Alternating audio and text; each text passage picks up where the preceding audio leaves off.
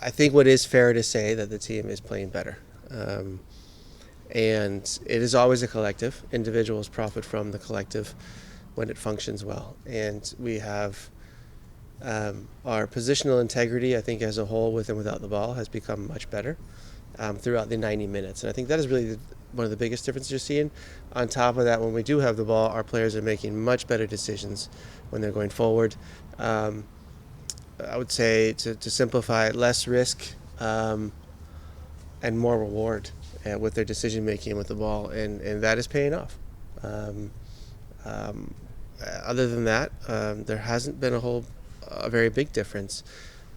Prior to this phase, I thought we were always good at home. We just struggled away from home. For those reasons that I just mentioned, we've just kind of cleaned that up a little bit. Do you feel like at your LAFC, everything you do is amplified? If you struggle a little bit, the world is ending. If you play well, you're the greatest team of all time. Nobody's told us we're the greatest team of all time yet. Yeah, of course, it's LA, and that's okay. We understand our role, and maybe our reputation, and we feel perfectly comfortable with high expectations. Um, and if you watch our training and you see our interaction with the players in the video room or out in the training facility, or small conversations I have with players, we are very critical, and we are pushing the envelope as far as we possibly can. One more for me. Did Hugh need to go through a comfortization, or get comfortable here, because it seems like he's playing much better now than he was maybe 6 weeks ago.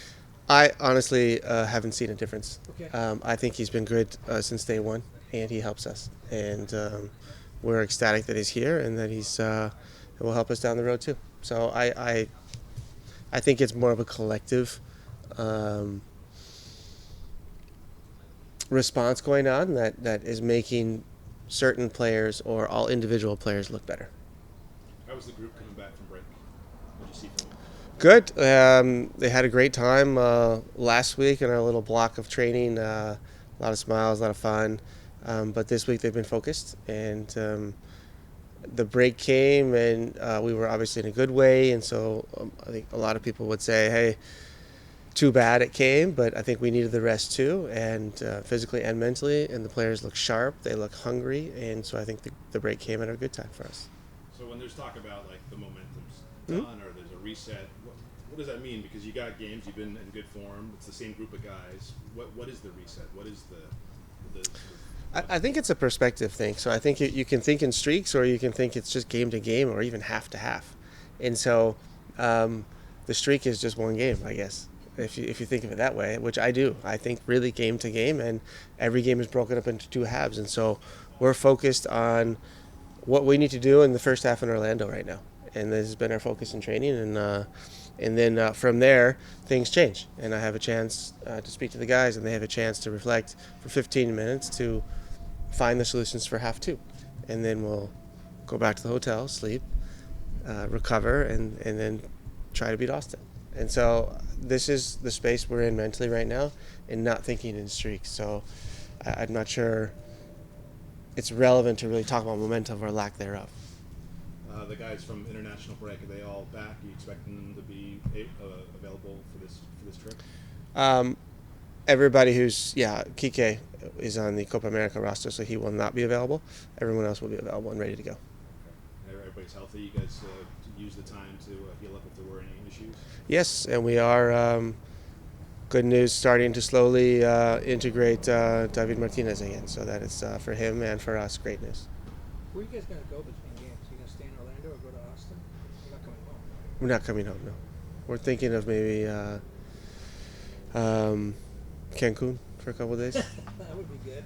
The weather in Florida, I guess it's all in South Florida. That's pretty bad. South Florida, yeah, we got lucky.